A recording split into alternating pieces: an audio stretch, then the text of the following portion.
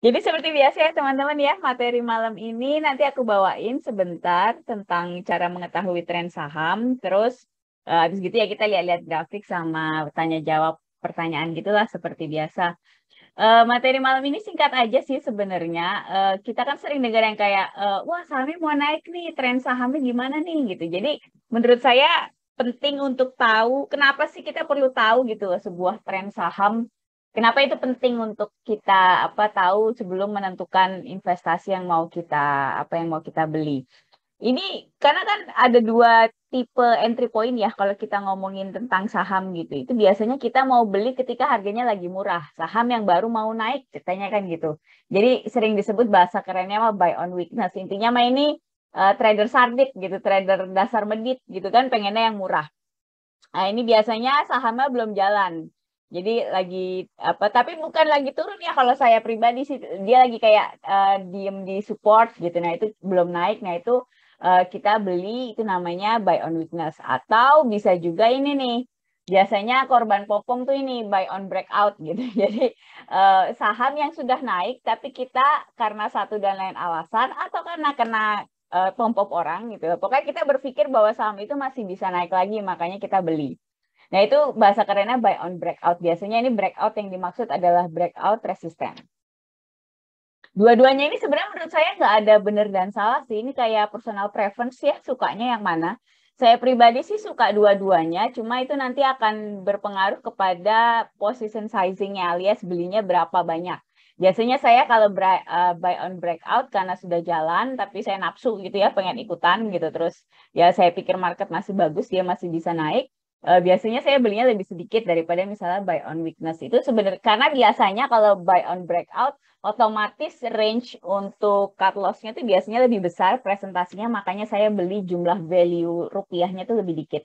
Kalau weakness karena masih murah, biasanya saya bisa beli lebih banyak karena toleransi resikonya lebih sedikit kan. Jadi kalau dia break support tidak terlalu besar presentasi ruginya. Kira-kira gitu. Tapi sebenarnya dua-duanya nggak masalah sih bisa dilakukan. Nah, biasanya menganalisa tren saham itu menggunakan technical analysis karena yang namanya tren saham itu udah benar-benar bahasa technical analysis lah kalau kata saya. Kalau bahasanya fundamental analysis itu bahasanya PPR-nya value-nya murah, saham yang masih murah, saham salah harga itu adalah eh, apa bahasa-bahasa yang digunakan dalam fundamental analysis. Tapi kalau tren saham itu menurut saya sih jelas technical analysis gitu.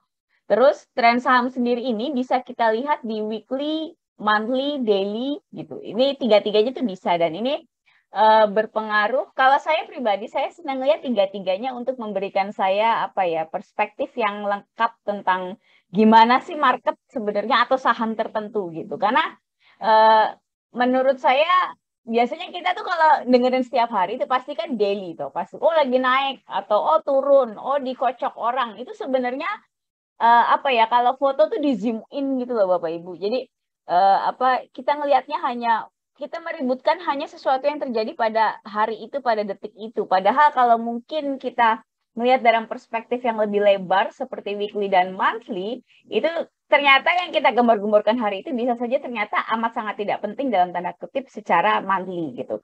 Nah, ini kenapa saya senang melihat yang kayak daily, weekly, dan monthly-nya. Saya senang lihat tiga-tiganya, walaupun tentu saja kalau bikin trading plan tentunya biasanya cenderung pakai daily kan gitu. Saya senang lihat monthly and weekly-nya itu untuk memberikan perspektif ke saya, seperti yang saya bilang tadi. Jadi helicopter view gitu, kita lihat dari jauh gitu kan. Ini kalau buat saya pribadi, ini kayak obat terhadap kepanikan saya. Jadi kita semua itu kan kalau dengar di market ada begini begitu gitu itu biasanya kita ikutan panik tiba-tiba keluar news tiba-tiba tiba-tiba apalagi bisa kita udah beli terus tiba dari hijau terus tiba-tiba merah gitu itu biasanya kita terus kena panic attack gitu kan itu biasa kalau panic attack cenderung dalam tanda kutip kita mengambil keputusan yang bodoh dalam tanda kutip karena panik gitu kan jadi nggak banyak mikir atau kita ngambil keputusan yang biasanya cenderung kita sesali. Nah ngelihat secara monthly ini kalau saya memberikan perspektif yang lebih luas terhadap sebenarnya seberapa penting sih kejadian hari ini misalnya toh sahamnya itu turun, sahamnya itu ARB kalau dilihat secara grafik jangka menengahnya sebenarnya seberapa mematikannya gitu ya dalam tanda kutip ini semua gitu. Apa kejadian pada hari itu. Jadi itu cukup menenangkan saya secara batin gitu ya. Nah, untuk prakteknya aku sih mungkin awal kita cek IISG dulu kali. Maksudnya saya mau coba kasih lihat apa IISG, gimana sih kita nentuin weekly, monthly-nya gimana gitu. Jadi ngelihatnya gimana. Nah, kalau kali kita pakai trend line dulu kali ya. Saya udah bikin sih. Jadi pergerakan lihat yang magenta itu ya, yang pink, pergerakan market kita itu emang sak banget sih menurut saya, nggak enak banget kan. Market hari ini ditutup di 6.683 gitu kan. Itu mentok di sini nih. Ini yang paling kanan.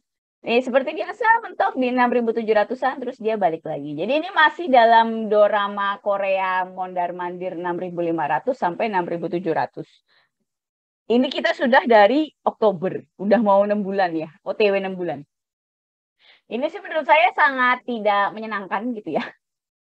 Tapi sebenarnya ini sangat normal. Kenapa sangat normal? Coba kita lebarkan perspektif kita misalnya ke weekly. Di weekly ya kelihatannya sama aja sih. Ini tadi kan kita di sini nih dari Oktober.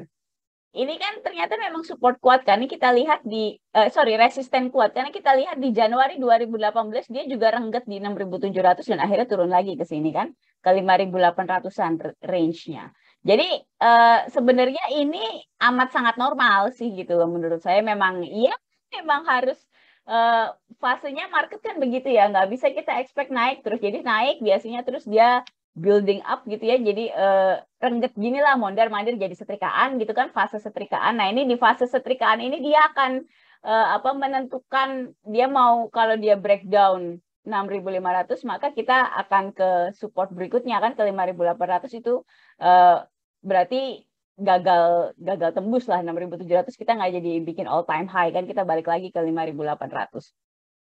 Nah kalau kita lihat monthly-nya sebenarnya seberapa buruk sih kejadian let's say kayak 2 semester ini. Itu cuma kecil banget Bapak Ibu lihat. Oh, cuma berapa? 1 2 3 4 5. Ya 4-5 bulan. Itu cuma sekupit gini ya. Dan ini sebenarnya masih aman sangat normal. Coba deh kalau dilihat dari grafiknya secara menyeluruh dari 2005.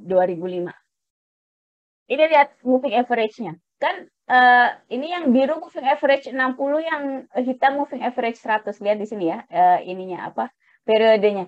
Itu benar-benar masih rapi, masih strong uptrend. Jadi sebenarnya kekacauan-kekacauan, ingat nggak yang mungkin yang angkatan corona gitu ya? Waktu itu kan sempat nih, oh ini sebelum angkatan corona nih di sini nih masuknya. Nih. Dia di sini nih akhir-akhir tahun nih. Wow, ini heboh nih angkatan corona. Nah, kita ini yang awal 2020 kalau masih ingat dikocok Maret terutama yang paling buruk ya kalau nggak salah tuh. Nah, ini 2 Maret 2020. Ini waktu itu kan ingat nggak gonjreng-gonjreng segala macam udah kayak besok mau kiamat gitu kan. Apakah kita akan kembali ke 98 resesi ekonomi dan segala macam. Tapi sebenarnya di grafik itu biasa saja gitu loh. Ya tentunya biasa saja, kita udah lihat sekarang ya waktu Maret 2020 mah kita ikut bendera putih mulus-mulus gitu kan. Tapi sebenarnya waktu secara zoom out gitu, secara garis besar ini sebenarnya sangat-sangat normal gitu. Memang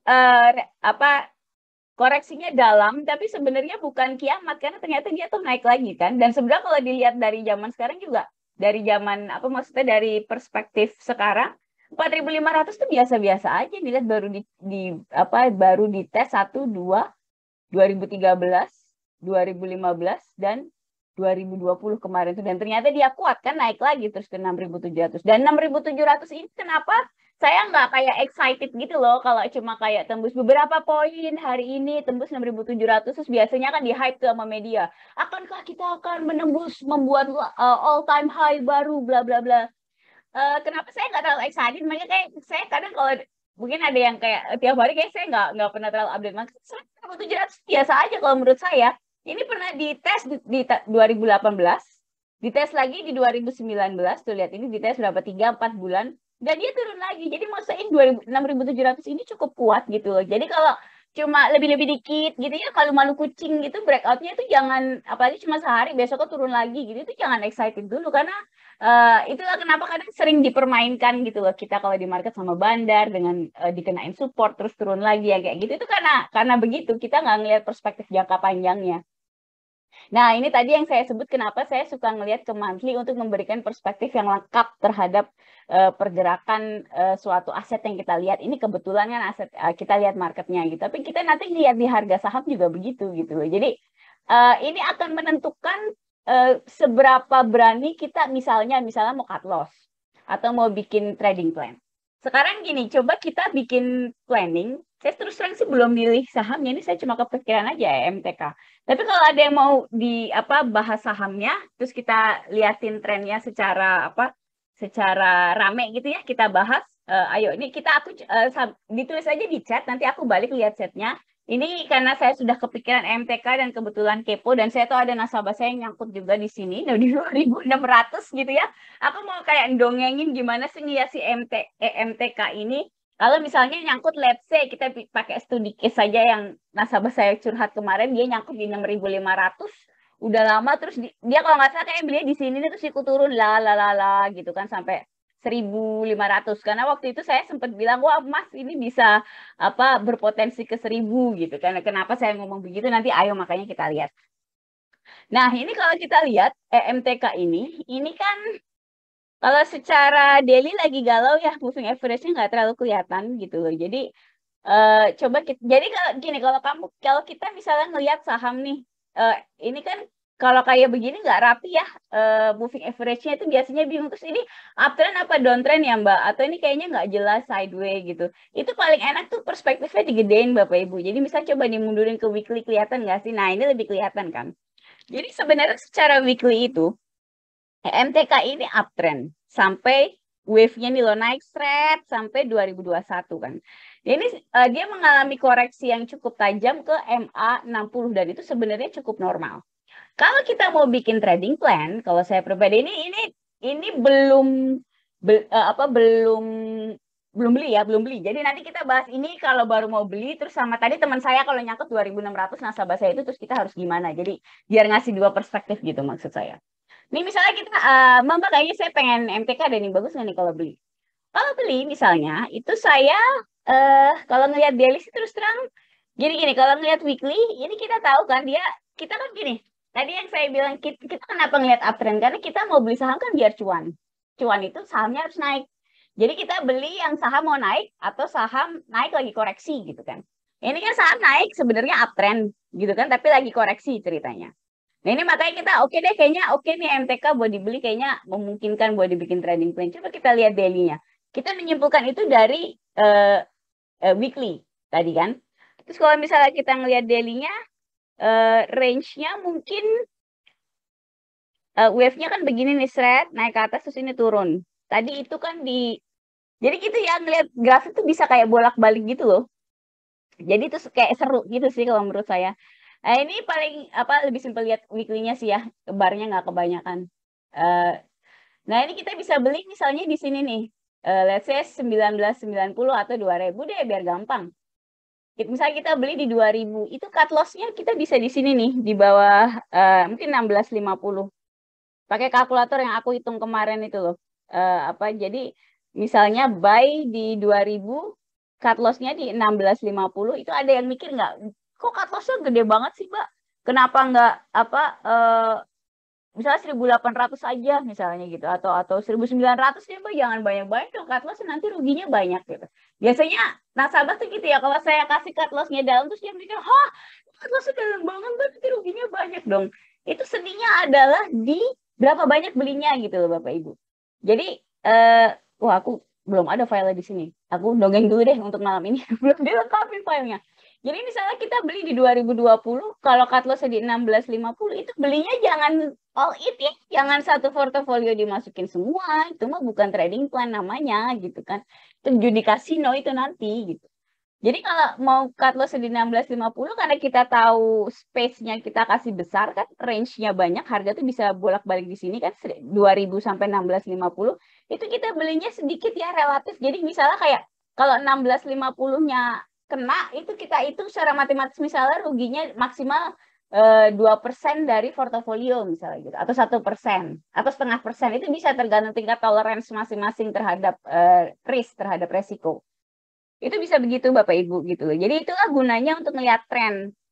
Nih saya penasaran juga kalau melihat monthly-nya gimana. Nih sebenarnya kalau melihat monthly ini ya memang agak kasar sih. MTEK ini kan emang rada-rada ya, sekarang aja lagi nge-in. Kenapa harus cut loss? Kalau dia kita bikin trading plan, kalau kena ya di cut loss, karena MTEK ini menurut saya pribadi sih tidak worth it untuk dipegang. lama-lama gitu ya. Ya manfaatkan saja momennya lah gitu.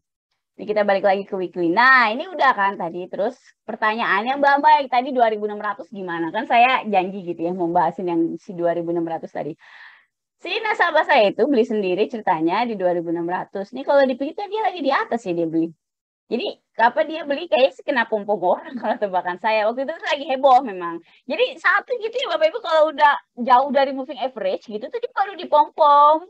Karena yang beli itu belinya dekat moving average gitu. Biasanya makanya lihat deh saham-saham yang di apa ya yang lagi ngetren gitu biasanya tuh kalau kita lihat grafiknya dan bisa baca Pak pasang aja moving average-nya gitu tuh kelihatan kok mereka pasti posisi moving average-nya tuh nggak bagus gitu ketika ide itu dikeluarkan. Makanya kalau yang ikut kayak 2 minggu lalu kan saya selalu bilang saya tuh nggak masalah beli saham yang lagi dipom-pom dalam tanda kutip lagi banyak dibicarakan, tapi belinya nggak sekarang, bukan dia ngomong terus dia ngomong bisa di 2.600 saya ikutan beli enggak gitu loh. Kalau di 2.600 berarti oh oke mungkin lagi ngetren kita liatin aja gitu loh. Nanti kalau dia mungkin uh, kena moving average dan menunjukkan tanda-tanda pembalikan baru kita beli gitu kan. Mungkin kita bisa kalau ya waktu dia kena 2.600 nih dia masih nungguin nih sampai sekarang. Saya tahu mana all in lagi belinya banyak, saya tahu orangnya masihnya tuh stres banget itu jadi sih gitu. Jadi 2.600 kebayang waktu dia nanya tuh posisinya di sini saya masih ingat 1.700-an 1.800 waktu itu. Terus dia nanya Mbak ini mau turun sampai ke berapa ya, saya stres nih gitu. Waktu di 1.000 saya coba saya geser. Nah, kira-kira dia nanya itu posisinya di sini. Itu saya harus jawab apa coba? Mbak, saya beli MTK.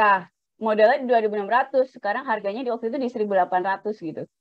Terus saya harus nunggu sampai berapa ya dia bilang gitu. Mau averaging down katanya. Atau mau apalah gitu. Nunggunya gimana. Waktu itu saya bilang ya, apa kalau secara teknikal, itu ya nanti lihat nasibnya di sini. Di MA60 gitu kan. Mantul nggak? Kalau nggak mantul ya dia ke 1.200 mungkin kan ke MA100.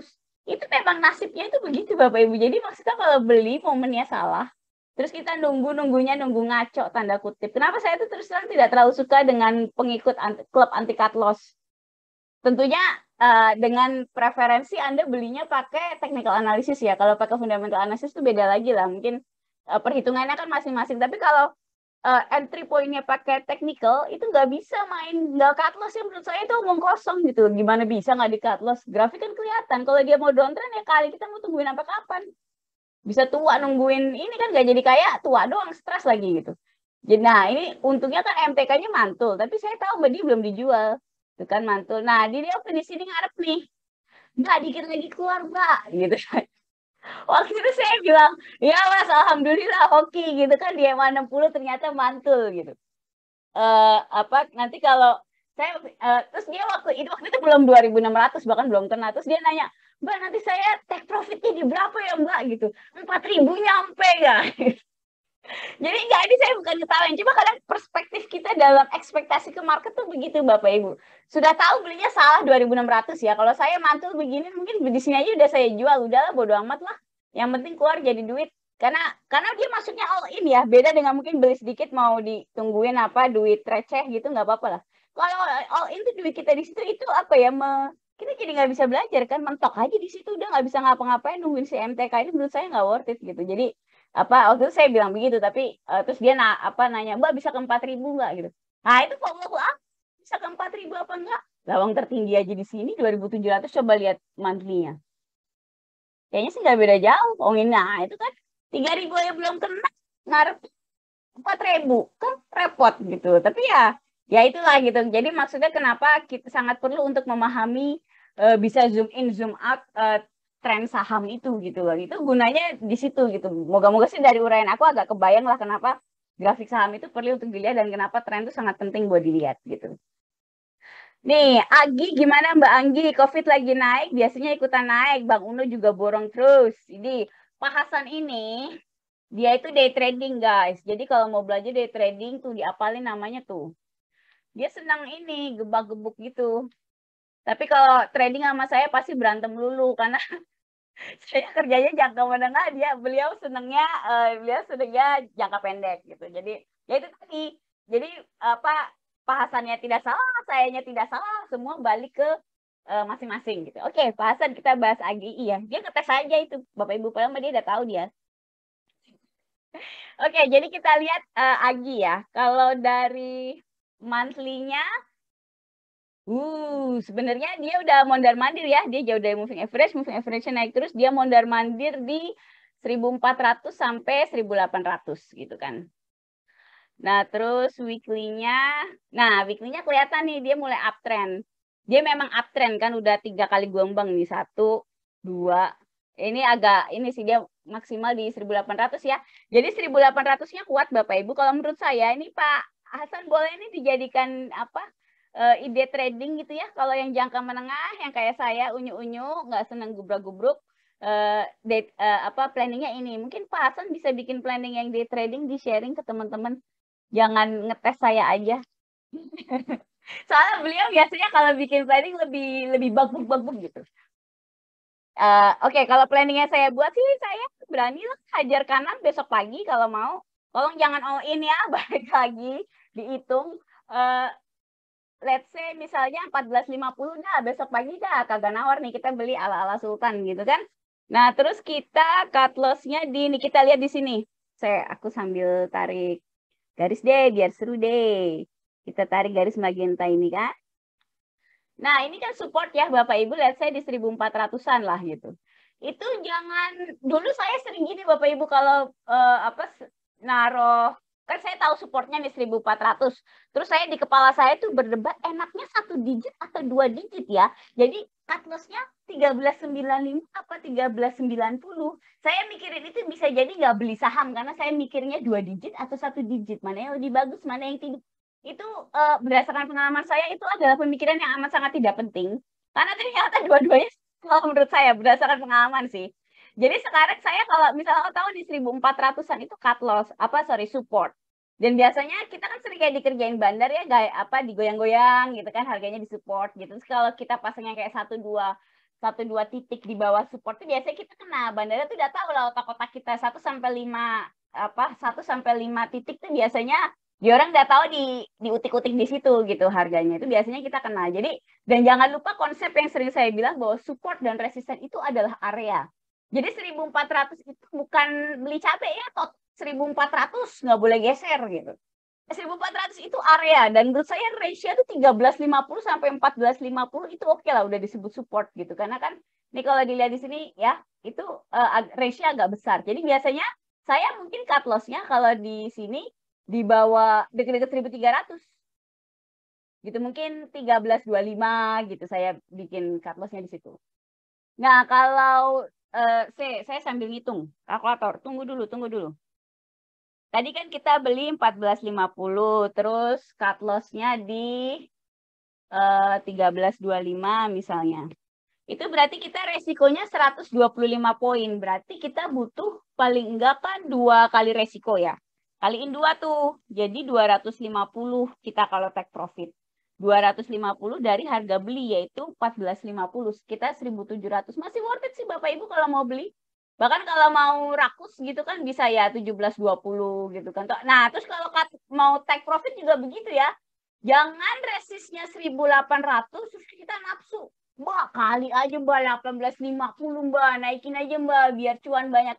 Tolong ya nggak Pak. Kalau market lagi bagus mau nafsu sih monggo ya. Intinya sih semuanya sih monggo lah duit Anda.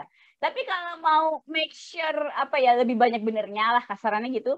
Itu tolong kalau supportnya kalau resistnya 1.800 take profitnya tuh 17.50 boleh lah diambil.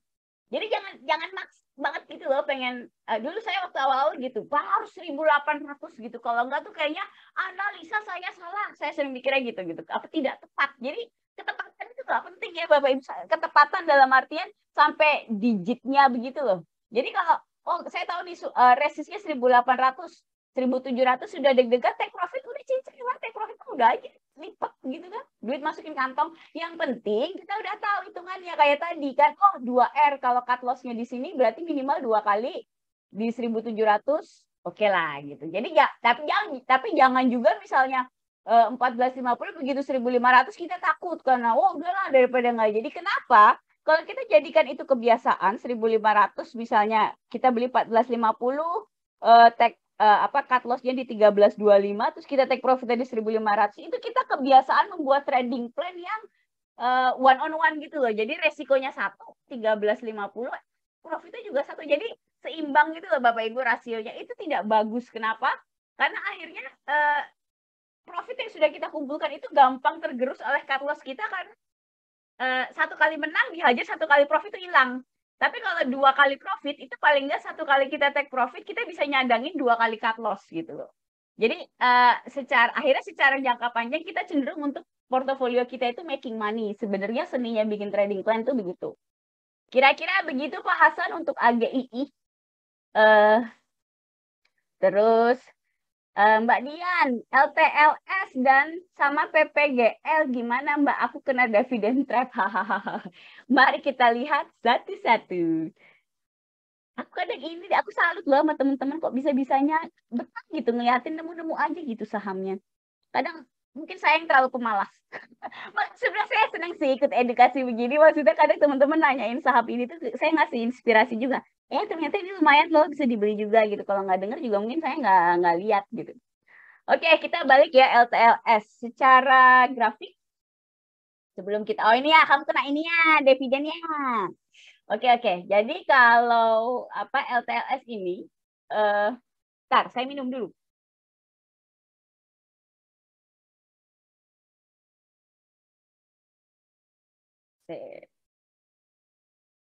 Mana ya? Oh ini. Ya nggak ribet. Nah, ini kalau kita lihat ya, ini tuh support, resist. Kok masih jalan-jalan? Nah, itu posisinya tuh udah di resist. Jadi, harusnya sih pergerakan harga nggak kemana-mana. Ini kan dividen trap-nya baru kemarin ya, terus langsung. Ini sebenarnya sih menurut saya cukup hoki. Karena lihat ini ada kaki Pragawati yang seksi ini. Yang hijau nih loh. Jadi dia turun ke bawah, terus naik ke sini gitu. Tutupnya di sini. Kalau ada begini tail gini ya, buntut. Kata temen cowok saya tuh kaki Pragawati seksi gitu. Kalau ada kaki Pragawati seksi ini tanda mantul. Jadi kaki Pragawati seksi ini kalau dia jadi kayak nyenggol support terus naik atau moving average terus naik, itu pertanda baik gitu. Nah ini kan dia sebenarnya nggak parah sih Mbak dividen trap-nya kalau kata saya. Moga-moga sih belinya nggak, tapi beli di ujung juga di ujung paling deket-deket lah ya. Rasanya sih ini balik lagi Mbak. Nanti juga kalau ngeliat grafiknya sih ini weekly lagi. Menurut saya sih nanti ini balik lagi, baliknya ke paling enggak ke sini nih. Ke 7.300-an. Sorry 7.300-an. 730-an. Gitu. Dan ini sebenarnya lagi strong uptrend juga, tapi mungkin likuiditasnya tidak terlalu bagus ya kalau dilihat bulan Maret tahun lalu. Nih di sini agak begini grafiknya. Jadi kalau mau beli, kalau yang belum beli, mungkin belinya agak ngirit 680 kalau dikasih, kalau enggak jangan dikejar. Take profitnya ada di 730-an lah area situ. Kalau Mbak Dian yang kena dividen trap, tungguin saja kalau dekat 730, hopefully sih sudah hijau Mbak. Kalau toh belum, rugi-rugi dikit bisa 1-2%, kalau saya sih saya lepas. Karena satu sahamnya LTLS gitu kan, agak-agak ngeri-ngeri sedap gitu. Jadi baiknya sih jangan ragu-ragu, apalagi kalau minusnya cuma kecil kan sudah dapat dividen ini gitu kan. Gak apa-apa, anggap aja ongkos belajar gitu. Nah, itu untuk LTLS. Terus tadi apa lagi satunya? PPGL, Prima Globalindo. Oke. Ini juga dividen. Baiklah. Oke, daily-nya uptrend. Coba lihat monthly-nya. Ini berarti dia saham baru ya, baru IPO. Monthly-nya kalau begini tidak banyak yang bisa kita lihat. Seperti biasa, kekurangan saham IPO kan begitu. Jangka menengahnya tidak menarik.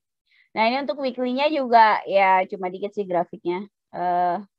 Oke, jadi weekly-nya ketahan di MA5. Boleh lah. Oke, jadi ini kita berarti concern ke daily-nya aja ya, karena jangka panjangnya yang monthly dan weekly tidak terlalu membantu. Oke, buat PPGL kalau daily posisi belum beli nih. Kalau belum beli, mau beli boleh. Ngikut tren lah ya gitu, kita ala-ala. Kalau mau HK hajar kanan boleh besok 125 gitu ya. Nanti cut loss-nya ini lihat nih, garis hitam kan di 117. Supportnya kan daerah sini lah ya, 115 gitu. Jadi kalau saya sih cut loss-nya mungkin di bawah 110 lah. Jadi jangan terlalu mepet 115 ini. 110 lah ininya, 109 gitu. Ininya apa cut loss-nya. Nah, nanti take profit-nya kalau mau swing bisa di sini nih 145, 100 ya nafsu-nafsu 150 tapi tidak saya sarankan 145 lepas saja kalau menurut saya. Itu kalau baru mau beli. Terus kalau kena dividen trap sama sih Mbak kayak tadi ekspektasi saya sih tungguin aja. Harusnya sih asumsi saya kan kalau kena dividen trap berarti belinya dekat mau dividen kan. Mungkin harganya ada di sini yang toh 1.400 ya sial-sial 140 atau 150 lah ya sial-sial. Itu kayak sama kayak tadi saran saya sih kalau sudah naik hijau dikit tipis ambil aja atau rugi dikit misalnya cuma 1%, kok kayaknya udah nggak kuat cut loss aja nggak apa-apa daripada berlarut-larut gitu kan nanti drama doang terus ternyata dia karena ini saham baru sangat mungkin 6 bulan ke depan tidak populer gitu. Nanti kalau kita hanya beratin gara-gara nggak mau cut loss 1%, 6 bulan kemudian malah dia turun 20% dan kita nggak bisa ngapa-ngapain malah lebih parah kan gitu. Jadi baiknya kalau udah deket-deket 150 ambil aja gitu. Maksudnya diduitin aja di cut loss aja. Dijual untung tipis atau rugi tipis. Pokoknya jadi duit balik lagi jadi kita bisa ngapa-ngapain. Maksudnya beli-beli yang lain. Pak Widodo, Mbak Anggi, BBYB dan BEFIK apakah sudah potensi naik atau perlu konfirmasi lagi? Ayo kita lihat. BBYB. Bank Neo Commerce. Ini lagi ngetren banget ya banking-banking ini.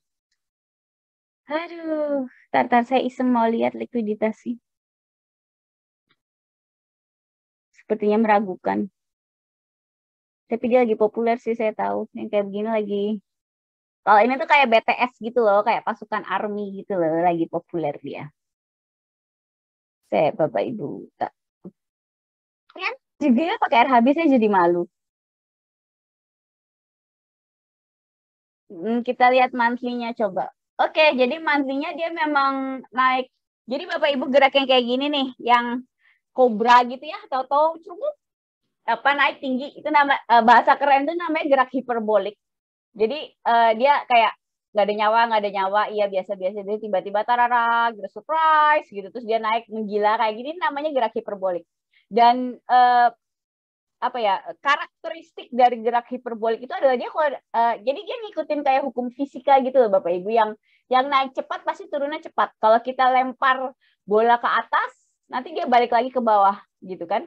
Nah, di saham itu juga begitu dan penariknya itu kan moving average kan saya sering bilang gitu. Jadi karena dia naik ke atas begini kan secara monthly itu moving average-nya dia akan ngikutin dan dia akan turun sampai nanti di suatu titik akan ketemu titik keseimbangan mereka ketemu gitu MA 5-nya monthly sama harga. Tapi kan sekarang posisi masih jauh nih. Jadi resikonya itu dari 2.100 masih bisa turun ke 900. Ini secara monthly ya. Saya nggak bilang besok turun, tapi kan dalam monthly itu kan ingat satu bar kan 1 bulan. Jadi bisa kayak 6 bulan. Ini biar kita tahu perspektif tadi helikopter view-nya gitu, perspektif secara menyeluruh. Ini monthly. Sekarang kita lihat coba weekly. Weekly-nya itu naiknya cukup manis gitu kan. Maksudnya manis maksud saya naik terus dia kayak build up gitu loh. Build up tuh yang itu kan bolak-balik jadi sideways agak turun begini. Ini biasa gerak kayak begini. Jadi naik terus dia kayak bikin bendera set turun ke bawah sampai nanti nyenggol moving average terus dia baru kan di sini break lagi. Jadi ini pertanda baik. Dalam artian kalau mau beli silakan. Tapi tunggu dulu. Sebelum saya bikin trading plan penasaran. Oke, kita bikin dari daily-nya aja biar seru. Pak Widodo kalau mau beli boleh. Menurut saya ini sudah ada potensi naik. Sudah cukup terkonfirmasi sih kalau menurut saya. Belinya mungkin nggak bisa nawar terlalu murah ya. Model-model yang lihat sahamnya mah 2.100 boleh mau beli. Hajar kanan besok pagi boleh. Cut loss-nya 16.50 lah. Mari kita hitung. Mari kita berhitung sebentar. Saya pakai kalkulator. Kita beli 2.100.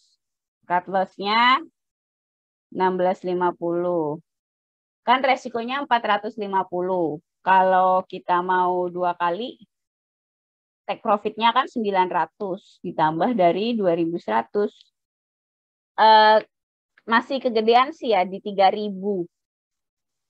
Take profit-nya kalau kita mau di 16.50. Jadi menurut saya sih cut loss-nya nggak bisa dinaikin. Jadi mungkin yang bisa kita lakukan adalah take profit-nya tidak 2 kali harga, tapi 1,5. Jadi ini balik lagi ini art ya. Jadi harus di atas 1 kali, tapi nggak harus 1 kali. Kayak tadi kan resikonya 450, itu kalau 2 kali kan 900 poin kan take profit-nya.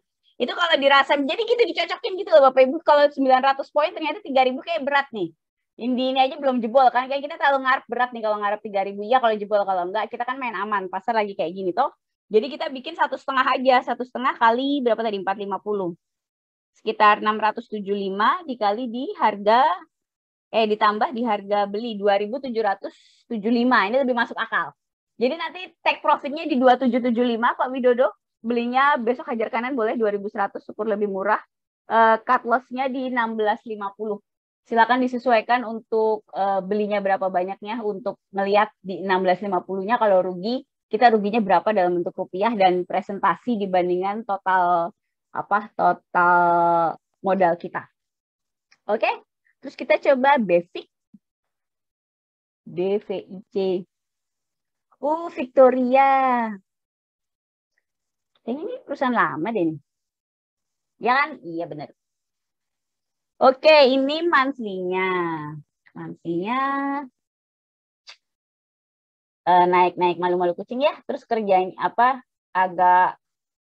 agak sadis gini kalau turun. Oke, jadi kalau cut loss nggak boleh ragu-ragu kalau ngelihat kayak begini nih. Kalau turun nggak pakai. Jadi kalau naik ke atas terus turun ke bawahnya ini kan langsung ke support, nggak pakai tedeng aling-alingan, nggak pakai lama. Berarti kita nggak boleh ragu-ragu Bapak Ibu kalau beli saham kayak gini. Jadi banyak gitu ya sebenarnya bisa dilihat dari sebuah grafik. Psikologisnya tuh kayak bisa dibaca gitu loh kalau kita sering latihan. Balik lagi. Hopefully sih kalau kayak aku dongeng begini dari grafik, Bapak Ibu mulai makin minggu makin belajar gimana cara lihatnya gitu. Jadi kalau misalnya buat yang risk tolerance kecil, gampang deg-degan, mules, terus kalau mules panik nggak mau ngeliat portofolio, baiknya nggak beli saham ini. Karena nanti giliran harus mengambil keputusan sulit, cut loss malah nggak di cut loss karena freeze gitu kan, karena ketakutan. Ini butuh jam terbang kalau mau saham begini. Tapi sebenarnya momen sekarang ini boleh sih kalau mau beli. Tapi kalau buat pemula mungkin saya lebih senang yang tadi itu BBYB. Selain lagi ngetrend kan gitu. Terus kayaknya sih lebih manis yang tadi grafiknya. Oke, tapi kita lihat coba. Ya, ini bolehlah. Tapi ini coba dipertimbangkan. Likuiditasnya bisa saja menjadi jelek kayak gini ya, cuma titik-titik mengesalkan begini. Tapi kalau kita mau beli, oke lah. Misalnya mau beli boleh. Ini hajar kanan, take profitnya, take profit. Cut loss-nya tapi ini ada support lagi ya. Coba-coba lihat itunya. Gak mengkhawatirkan kok dari ini. Ya wis lah, ini nggak ada pilihan lain. Supportnya cut loss-nya di 143. Berarti 20 poin kan? Kita kaliin 2, 40. Jadi 203 take profitnya. Masih make sense sih. Pakai weekly saja supaya tidak terlalu mules gitu ya. Daily-nya agak mules itu kayaknya tadi ada beberapa support bertumpuk, jaraknya kecil-kecil. Pakai weekly aja. Jadi gitu Pak Widodo, kalau mau beli Bank Victoria boleh. Tidak boleh ragu-ragu cut loss. Kalau salah pesan saya 163 cut loss-nya 143, take profit 203. Sekitar itu kira-kira, atau ya kalau mau nafsu dikit ya bolehlah 220 bolehlah. Tapi mungkin 223 kayak 203 jual setengah, terus sisanya buat nafsunya 220 gitu, nggak apa-apa. Masih memungkinkan secara grafik. Itu sih kalau Bank Victoria. Ada yang lain mungkin mau ditanyakan? Kita sudah mau 1 jam. Hore! Ya tadi berenam, sekarang berlima. Coba kita lihat siapa aja. Ih, baiklah. Pak Edi kok hilang? Tadi ada Pak Edi. Oh, never mind. Jadi gimana teman-teman? Ada mungkin yang lain yang mau ditanyakan?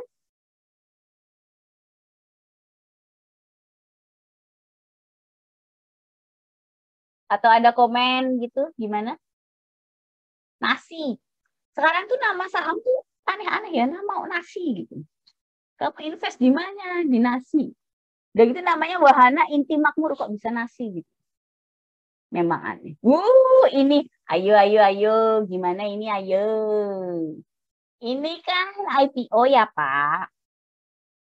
Baru 3 bulan ya? Iya.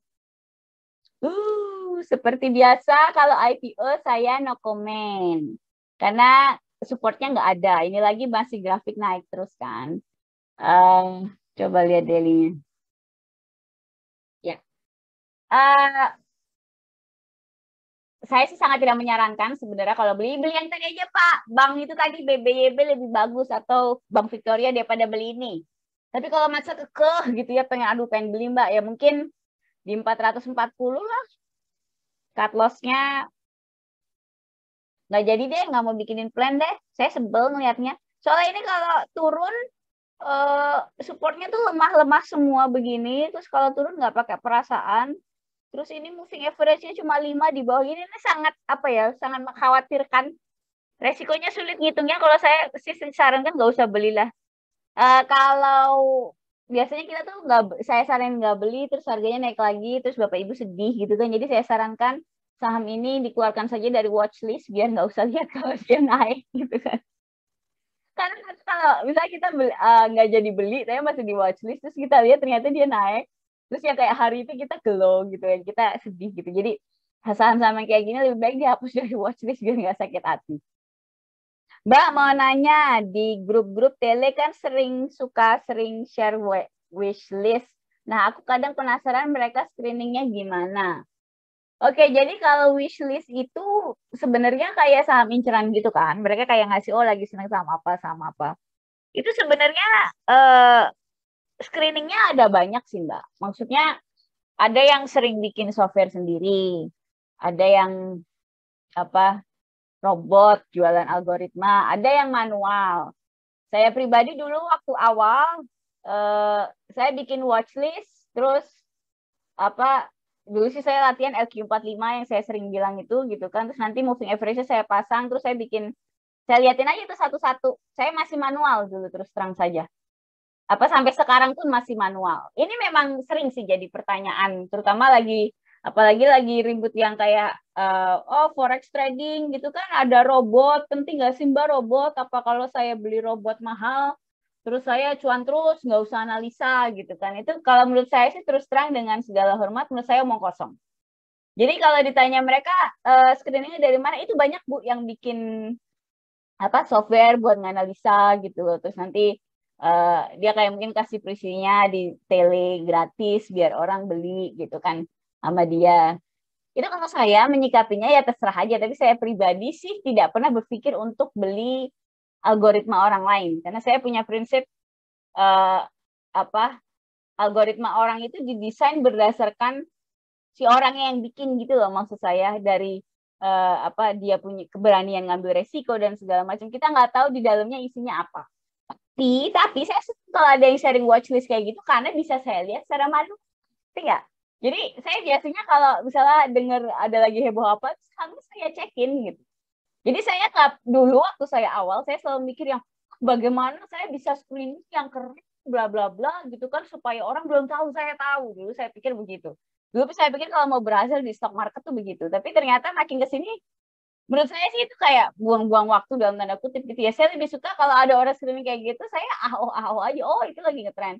Nanti saya cekin satu-satu gitu. Kalau ada yang menarik gitu kan, biasa saya cek pertama, biasa kan yang dulu saya ajarin anti pom-pom itu, saya cek pertama likuiditas, begitu nggak liquid saya cut. Nanti kalau saya lihat, oh agak lumayan nih misalnya 6 bulan terakhir likuiditasnya bagus, bisa dibikin trading plan, saya bikin trading plan, tapi belinya tidak kayak malam ini watchlistnya di-share, terus besoknya kita beli gitu, itu yang namanya kena pom-pom kan gitu. Tapi biasanya kalau menurut saya saham itu menarik, likuiditasnya ya cukup oke gitu, berbanding dengan uang yang saya mau masukin, Saya biasanya nunggu, saya tagin gitu. Oke, saya nunggu saham ini di harga sekian. Nanti kalau ada harga segini saya cek lagi untuk reconsider lagi, jadi nggak saya beli. Jadi biasanya kalau saya segitu. Jadi kalau ditanya mereka dapat dari mana, screeningnya banyak sih. Biasanya sih mereka memang pada jualan, jadi bikin software-software gitu. Kita nebeng aja Mbak, gitu kan. Mereka sharing. kita nebeng ngeliatin aja gitu. Ini Pak Fedken. Pas pandemi lagi melonjak, saham-saham medis melonjak tajam. Mungkin sekarang sudah jenuh ya. Saya masih nyangkut di Inaf. Kirain pas kemarin mereka mengelola vaksin bisa terbang, nggak taunya stagnan. Iya. Inaf ini memang banyak bikin orang mules. Saya dinyangkut Inaf dulu nggak ya? Tapi jangan jemput ding, itu belum corona. Pasti tidak pada relate, tidak usah diceritain. Nih, ini adalah saham yang tidak. Nah, ini saya udah zamannya udah main saham nih Bapak Ibu waktu Inaf di sini nih. Saya ingat waktu dia naik di sini, saya nafsu banget pengen ngejar. Terus kalau nggak saya sempat cuan sih pas di sini tuh sebagai kerek, tapi terus ya kayak begini. Anyway, ini saham pergerakannya lihat sadis gini kan. Jadi harus berani cut loss. Nggak boleh nangisan kalau mau. Ini hanya untuk jiwa-jiwa yang tangguh. Yang tidak tangguh jangan beli gitu. Posisi sekarang di 2080. Ini support kuat ya, sudah diuji berkali-kali, monthly lagi. Menurut saya sih ini mantul. Saya cukup yakin ini mantul. Jadi kalau nyangkut ditunggu. Moga-moga sih nyangkutnya nggak di 7.000 ya. Kalau belinya di 7.000 ya punten, wallahu alam. Tapi kalau misalnya modal di 3.000-an gitu, oke lah, masih bisa balik kalau ditunggu aja menurut saya. Terus kalau itu tadi statement Pak Ken tadi ya. Saya pikir mereka ngelola vaksin terus bakal terbang, taunya stagnan gitu kan. Itu adalah kenapa berarti nggak, saya hampir nggak pernah bahas bahas berita. Karena saya tahu itu pasti dapetnya dari berita kan. Yang pas dulu vaksin baru datang toh itu heboh, Inaf, Kalbe Farma, terus yang kayak wah mereka akan jadi the next Unilever bla bla bla gitu kan. Itu namanya berita Bapak Ibu. Masalahnya kadang kita itu short term memory loss. Jadi maksudnya tuh bahasa kerennya bahasa biasanya ini lalinan gitu kan. Jadi kita dulu dikerjain berita gitu kan di tahun berapa? Nih 2021 tahun Januari dikerjain gitu.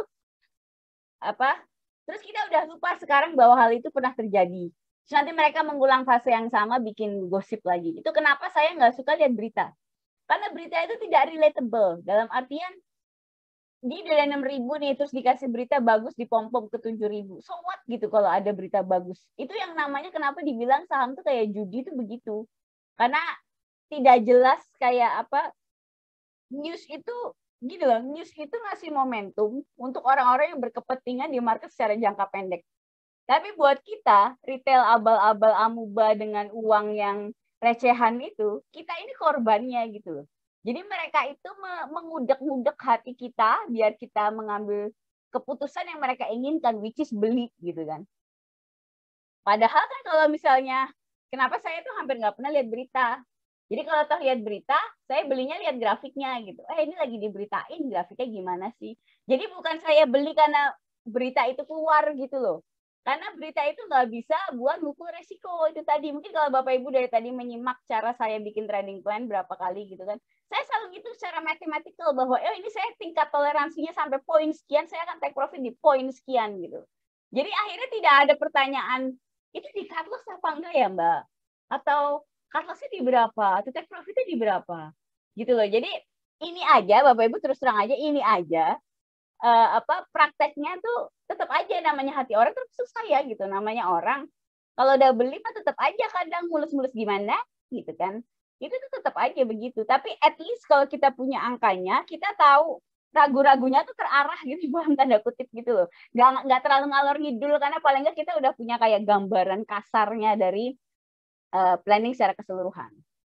Kalau enough ini bahkan kalau mungkin kalau yang berani ya agak mulus-mulus dikit terus berani cut loss, mau beli boleh menurut saya. Ini sekarang 2080 ya. Kalau mau beli kalau berani cut loss-nya di bawah 1.700 lah. Mungkin kita agak dalam cut loss-nya. yang jagain, karena ini benar-benar sudah disupport nih, pasti nanti digoyang-geol ini sama bandar biar pada ragu-ragu. Ini posisinya kuat di MA 100 monthly, pasti nanti digodain nih kalau kita cuma kayak deket-deket sini 1965 rasanya kena. Jadi ya cut loss-nya mungkin di 17.15-an gitu lah, 1000 ya segituan lah. Nanti kan take profit-nya bisa area 3.000 atau 3.500 gitu kan. Gitu. Tolong jangan ngarep balik ke 7.000 ya, berat nanti nggak jadi take profit nanti. Tapi sih kalau cuma mantul ke 3.000 sih rasanya dapat lah. Atau 3.500. Ya 3.000 lah, pasar lagi kayak begini, jangan ngarep muluk-muluk. Begitu. Fix cut loss, oh no gitu ya. Iya, jangan itu ini ya, jangan di averaging down ya kalau kayak gini. Kadang tuh orang saking nggak mau cut loss-nya di averaging down, terus sahamnya kayak gini gitu masalahnya averaging down. Tolong jangan ya, nanti ruginya makin gede kalau di averaging down. Karena teorinya averaging down tuh nanti biar kalau mantul keluarnya gampang. Pertanyaannya kan iya kalau mantul. Kalau turun lagi, saya sih terus terang hampir seumur-umur kayak hampir nggak pernah averaging down Bapak Ibu. Jadi saya selalu bikin trading plan itu tadi yang saya kasih itu pakai rasio gitu, berapa persen ruginya maksimal, saya itu udah aja itu. Kayak ke eksekusi aja udah. Yang lain move on gitu. Saya lebih baik cut loss dengan kerugian yang sudah saya siapkan. Misalnya, rugi misalnya 0,5% dari total portofolio, udah saya cut loss aja itu sudah move on. Buat mutusin averaging down itu apa saja Mbak yang perlu diperhatikan? Jadi averaging down itu terutama yang perlu diperhatikan adalah posisi gini. Kalau mau averaging down itu planningnya harus jelas. Jadi kan kita harus tahu bahwa apapun planning yang kita buat itu ada kemungkinan untuk gagal. Misalnya nih ya, misal kita ngaco aja. Misalnya ini beli terus enough gitu ya di sini. Terus kita lihat di sini ada support lagi kan. Misalnya dia turun sini ke 644. Terus kita mau averaging down nggak ya Mbak gitu. Saya ada duit nih saya gitu. Itu beberapa hal yang harus dipertimbangkan terutama secara uang. Coba lihat angkanya. Jadi ini nggak pakai perasaan nih, coba aja lihat angkanya. Ini murni perhitungan matematika, ngelihat komponen uang kita yang ada di market tuh gimana gitu. Lihat, ini kita modal di 2080 Bapak Ibu. Misalnya beli value 1 juta. Misalnya. Ini ngaco ya, saya nggak sambil ngitung. Tapi ceritanya moga-moga dapat. Misalnya 2080 value 1 juta. Kita mau averaging down di 700 misalnya. Karena kita anggap ini support nanti biar kalau mantul keluarnya gampang. Berarti kalau kita udah beli, tadi kan 1 juta ya. Kalau ini harganya dihitung rata-rata gitu loh Bapak Ibu, ngerti nggak? Jadi kalau ini harganya 700, berapa Bapak Ibu harus beli untuk averaging down? Bapak Ibu tuh mau average-nya ada di berapa kalau di averaging down?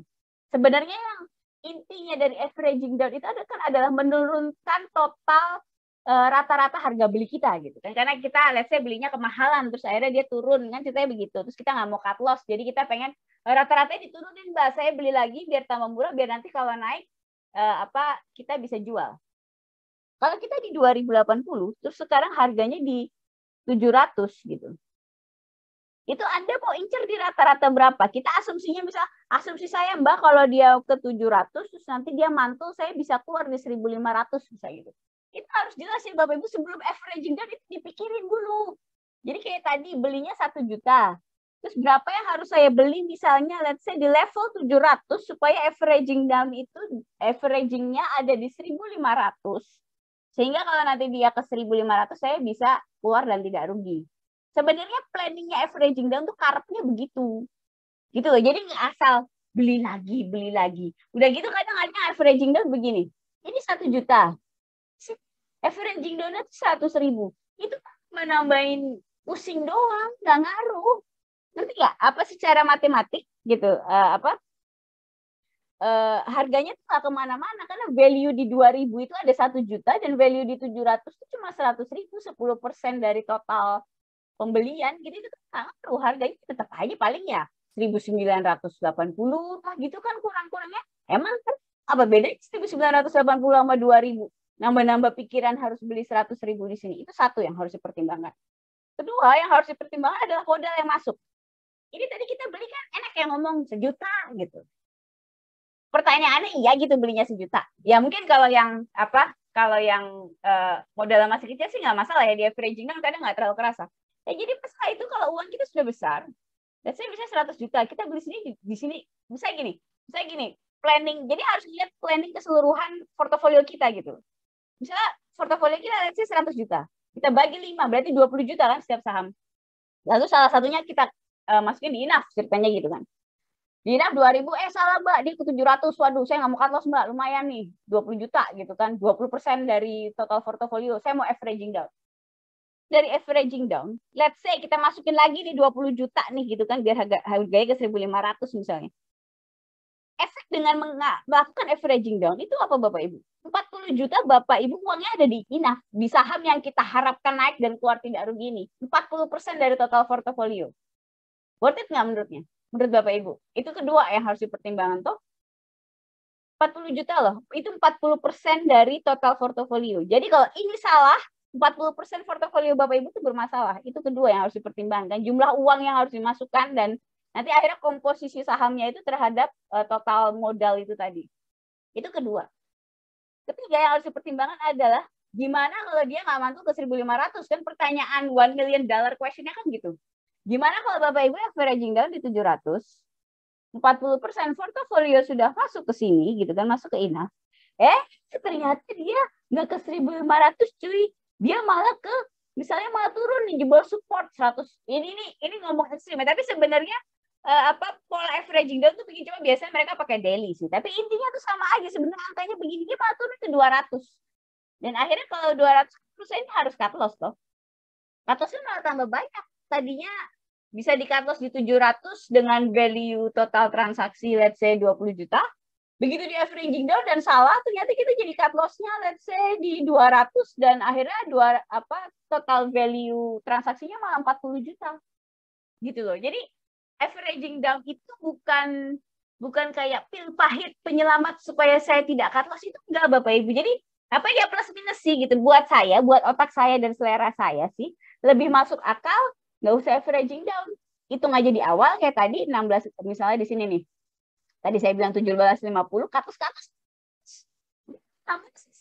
Dia mau ke 50, kayak mau ke 500, 700. Saya udah keluar, bodo amat. Ruginya udah saya hitung. Portofolio saya nggak bangkrut. Ya udah deh, saya tinggal nanti move on. Cari cowok baru gitu kan, cari saham baru. Gitu. Nggak puyeng. Begitu. Kenapa aku tidak terlalu suka averaging down. Tapi itu kalau view saya ya. Mungkin kalau ada yang punya pengalaman lain averaging down, mau sharing ya boleh. Tapi kalau saya pribadi ke semua nasabah saya selalu ngomong begitu. Bahwa averaging down itu banyak yang harus dipikirkan. Gitu. Jadi orang kadang mikir averaging down itu biar nggak usah cut loss Mbak, averaging down aja gitu. Kalau menurut saya sih dengan gaya trading saya yang kayak gini, averaging down itu adalah menurut saya malah menambah resiko yang saya masukin ke market. Dan itu biasanya nih Bapak Ibu, kalau kita udah averaging down kayak tadi, misalnya contohnya 100 juta tadi, 20 juta udah masuk, terus 20 juta kita masukin lagi 700, itu Bapak Ibu beli saham nggak bisa tidur, makan nggak enak, udah patah hati, kalah lah pokoknya. Gitu, kita tahu belinya banyak banget di situ, dan kalau itu salah, uang kita bermasalah gitu kan, portofolio kita itu nggak enak banget posisinya. Saya sendiri sih terus terang sangat tidak suka gitu. Kenapa? Balik lagi saya nggak pernah averaging down. Gitu sih kalau dari aku. Ada lagi yang mau ditanyakan? Sip Mbak, Krims ya, izin live dulu, makasih. Iya, nanti ada rekamannya Pak Ken.